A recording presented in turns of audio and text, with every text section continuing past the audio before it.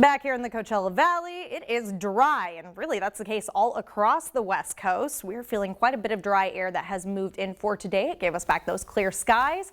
But boy, do I feel like I need the extra lotion, the moisturizer, the chapstick. It just really feels very dry out there, and we are going to continue to feel pretty dry over the next couple of days because Santa Ana winds are sticking with us.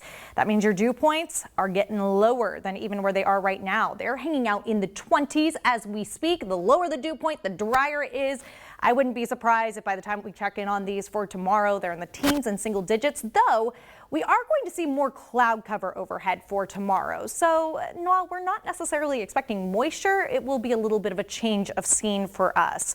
We have a couple different changes of scene expected as we look ahead over the next several days, but for now, it is going to maintain dry conditions out there, at least until we get to the end of next week. That's because we've got our Santa Ana winds in place. Those are going to be picking up right along the Little San Bernardinos as we head into the evening hours for tonight.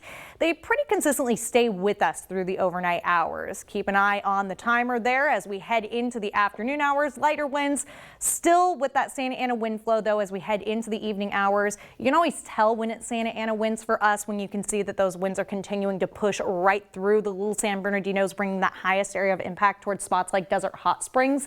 That's kind of that typical flow for us. As we continue from Sunday into Monday, those winds strengthen a little bit, but again, we've seen much stronger winds than these before. This is not a whole lot of wind, but it's enough to continue to keep that dry air around for us. Dry air cools pretty quickly in the overnight hours. So we actually have a freeze warning currently in effect for areas to the north of us. You can see that that's basically right at the 62 interchange, heading through areas of the high desert, Yucca Valley, into Joshua Tree, and then into 29 Palms, right along the Little San Bernardinos as well. And for areas farther to the north, that's because temperatures here are expected to drop as low as the upper 20s and low 30s in their coolest overnight hours.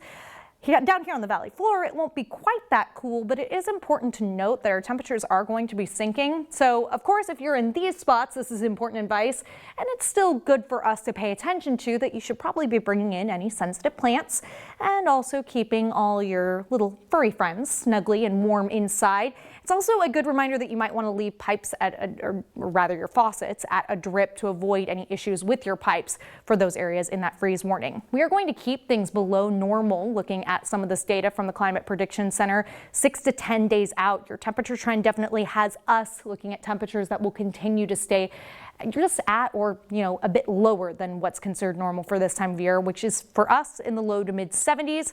We've got less 60s, though, that you're going to see here in a moment on your First Alert Comfort Air 7-day forecast. But just looking ahead at your Sunday, temperatures will warm into the mid 60s pretty consistently throughout the day. Again, more cloud cover expected for tomorrow. After that, we'll get some of that sunshine back just a little bit. 70s expected through Tuesday. That'll be your warmest day of the week.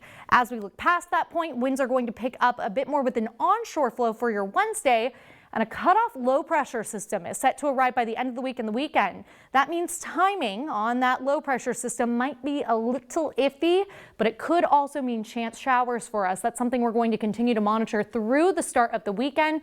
Again, temperatures sinking back down to the 60s and pretty much your overnight lows hanging out in the upper 40s and low 50s.